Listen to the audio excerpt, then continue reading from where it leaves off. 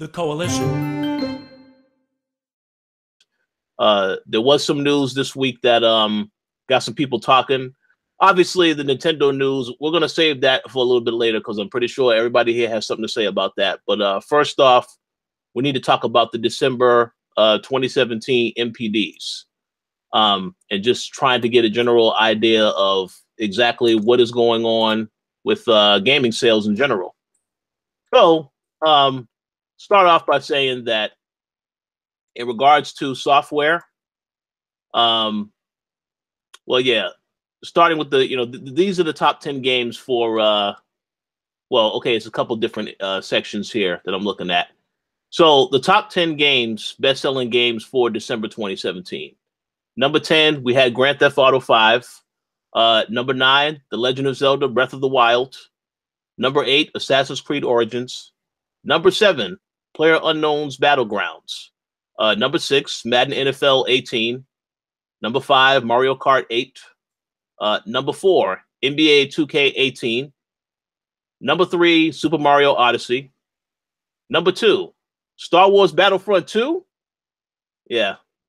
And number 1, Call of Duty World War II. So I wanted to ask you guys, first and foremost, do any of these games surprise you that they are in the top 10? Star Wars. Yeah. What's really going? The main one. I want to know how accurate these are. I want to know who these people are who are buying this game. I need receipts because I'm starting to wonder how great are these numbers, and is the company itself going out and buying the games in order to get on that list? I just don't understand because I don't know anyone who's playing Star Wars. Yeah, I mean, like, I guess the fact that the movie came out in that month, that probably has a lot to do with it. Because people are they're gonna see the movie, get excited, and then they're gonna buy anything that has Star Wars on it. So that's probably what it is, just the casuals buying into it after the movie. Yeah, but the fact that it's high up in there. I mean, Star Wars is huge. It like goes way past like game enthusiasts. So, I mean, I'd say Battlefront even appeals to like the Call of Duty crowd now, like the people who like really only play like Call of Duty and like sports games, like the more casual gamers. I would say Battlefront even appeals to that. But like, that's probably why. That's what I would guess. And it's interesting because they don't even, it says here they're not even including PC digital sales. So that's none of the Origin players. Yeah, I did see that. Go ahead, Dana. No, this is what makes me upset, though, because we have all this complaining about microtransactions and, how wrong it is. And then if you look at the sales, people are buying it. So from a business point, I would just basically forget everyone who's complaining because it's just complaints. Their complaints are not translating over to the sales. So it just seems like this is going to just be a microtransaction battle that's going to be never ending. And they're going to just basically laugh at. I would just laugh at people, at everyone who's complaining, because they made it on number 2. Yeah, I agree 100% with that. Because I thought there was an outcry because of the issues that are in Star Wars Battlefront 2. So for me to know that it's still sold that well, yeah, it's. I mean, some of it is surprising, and then some of it isn't as surprising because people a lot of times, they just want to complain, but then they also still go out there and buy the game, even though it has the microtransactions. So I guess that's the case of what happened with that. But I am going to say something else because I do have another topic that I want to get into about the NPDs also. But before I get into that, I'll just say, as for all the other stuff that's on this list, I know Grand Theft Auto 5, I know Rockstar had said that they have a ton more people that are on GTA Online now than they were at launch. So I'm not surprised to see that on the list still. I'm going to be very curious to see where that will be on the list when Red Dead comes out, because obviously we don't really know when Red Dead is coming out. We only know it's supposedly coming out this year. So we'll have to wait and see how that goes. And as for some of the other games on this list, yeah, Nintendo had an excellent 2017. Super Mario Odyssey was on that list. Surprised that Mario Kart 8 jumped up on that list. That just came out of nowhere. And then, of course, Legend of Zelda. So Pretty sure that the Switch did very well. I believe that was the top selling console for December also. And Xbox One was number 2, PlayStation number 3. So Nintendo did very well this year. I'll be curious to see how they bring that momentum into 2018, which we will get into that discussion later also. But here was something else I wanted to mention in regards to NPDs in general.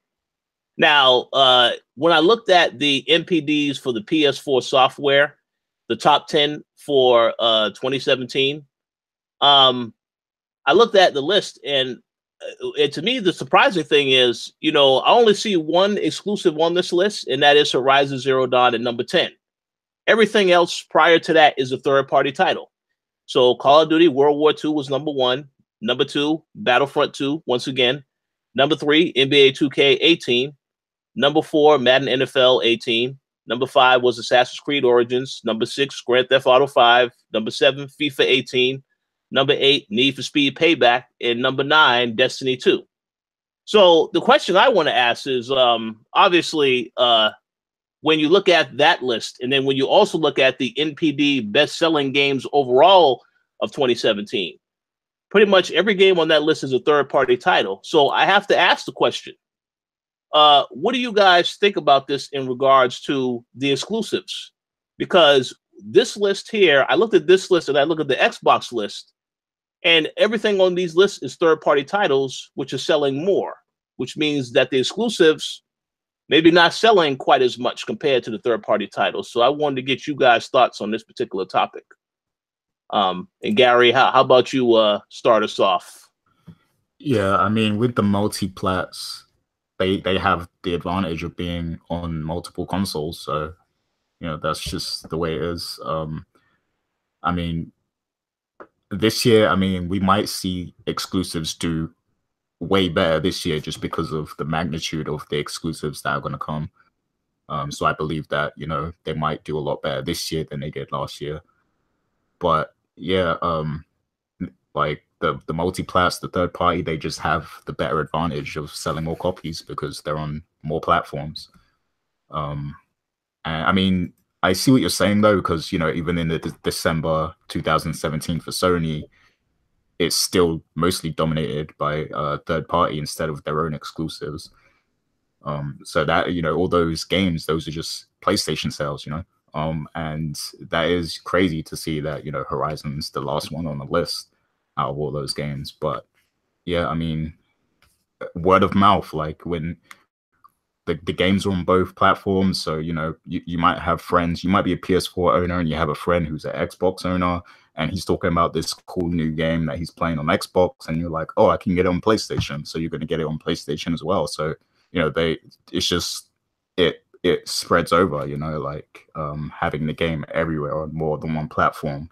It gives you the advantage to have that word of mouth sale even more, whereas with, say you're an Xbox owner and your friend's talking about Horizon Zero Dawn, that means you have to get a PS4 before you can play that game. So, it's a bit of a barrier there. So I think that's really what it is. Yeah, I agree with that. I just want to make a quick comment before I get Max and Dana. I need to make a correction because on the list for the NPD best-selling games of 2017, yeah, the Nintendo games are on that list, because we did see that Mario Kart 8 was number 10, Super Mario Odyssey number 9, and Zelda was number 5. So it's not necessarily true of, some exclusives do sell depending on what game it is. In the case of Nintendo, those games are only on Switch. So I think that has a lot to do with that. But yeah, in regards to Sony and Microsoft, I guess we'll see if that changes this year. I have no idea. But you have any thoughts on this particular topic, Dana? I just really want to quickly say how incredibly appreciative I am of every single person who did not get 2K18 WWE, and that they are nowhere on this list or any list. Thank you so much for that. Yeah, that's a good one. That's a good one. Just watch TV, Star Wars Battlefront 2, and then we're all good. Get rid of that one. I'll be curious to see what the you know, if they announce that Anthem is going to have loot boxes, you know, whether or not that will deter people from buying the game. I think people are going to buy anyway, though. I mean, that with Battlefront, I mean, I would have thought because it was reported on CNN, it was a widespread complaint. I was like, okay, yeah, this is going to hurt the sales, but it's still, people are still buying the game. So this is what I said. It affect any game with loot boxes, and it's going to get even worse because all it is a bunch of people complaining, and clearly it's not translating over to sales. So you lost that battle there. That's true, because I did hear Dragon Ball Z has some microtransactions in there also. And, you know, no one's really talking about any of that yet. A lot of these games coming out are going to have that. So I don't know. And, of course, we know Metal Gear Survive, which we will talk about later. I know that's Gary's most anticipated game of 2018. That game definitely going to have microtransactions because they already confirmed that. So, but we'll see. Max, you have any thoughts on this particular topic in regards to the NPD sales? Yeah, one thing I was just that really surprises me is Destiny 2 being up there. I know that I already knew it was one of the best-selling games of 2017, but I just think it's kind of not ironic, but it just kind of sucks that, especially in the past week, we have seen all of this drama with Bungie and how they've like really screwed people over in terms of what to expect from the game and with the Eververse and everything, and just all these little changes that people keep figuring out that I don't know if they didn't want us or didn't expect us to figure out or what, because I just can't imagine that they implemented all of these changes without expecting some sort of player like blowback. I don't know. I mean, I'm sure a lot of it's Activision too. Of course, it's not all just Bungie's fault, but it's gotten to the point where I just don't even like hearing about that game anymore, or Bungie. Like, I'm just so sick of it. And just like Dana was saying, like microtransactions, people complaining about them, that just doesn't seem to translate over to sales. And I'm trying to like look at the top 3 games, because the top 3 games are Call of Duty, NBA 2K18, and Destiny 2. And like, those do appeal to the casual market. So I just have to imagine that most of the people buying those are just casual gamers who just aren't looking into gaming news and everything like that. Like even Battlefront 2 still hit number 8, even after all that BS. Like that stuff hit CNN. And I just have to imagine those people either just didn't pay attention or they just don't really care because they're just playing it just to play it. They don't do it or think about that. You know what I mean? So I have to imagine that's what a lot of those sales are from.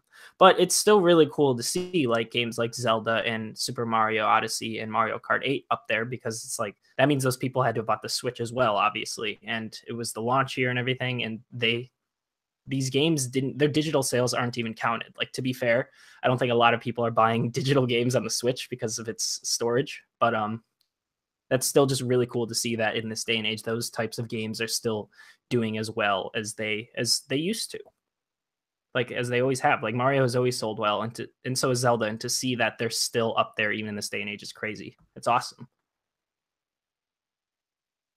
Absolutely. So I mean, I guess we will see what happens in regards to how these sales will change for January. Obviously, this week is a huge week because you got Monster Hunter World and Dragon Ball FighterZ coming out the same exact day.